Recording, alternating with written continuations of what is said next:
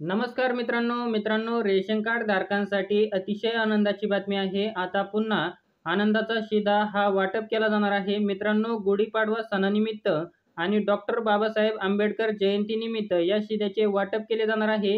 हा निर्णय मंत्रिमंडळाची जी बैठक पार पडली आहे तर त्या बैठकीमध्ये घेण्यात आला आहे। तसेच ही माहिती महाराष्ट्र DGIPR यांच्या ट्विटर अँगलवरती देण्यात आली आहे। तर ती माहिती आपण या ठिकाणी बघू शकता। गुढीपाडवा व डॉक्टर बाबासाहेब आंबेडकर जयंतीनिमित्त आणि सणानिमित्त आनंदाचा शिधा वितरणाचा निर्णय हा घेण्यात आलेला आहे।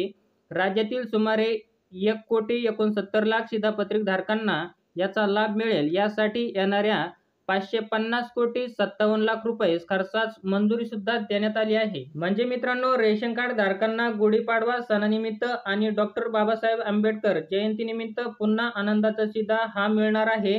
आणि आता यामध्ये राज्यातील जवळजवळ 1,69,00,000 एवढे लाभार्थी पात्र असणार आहे।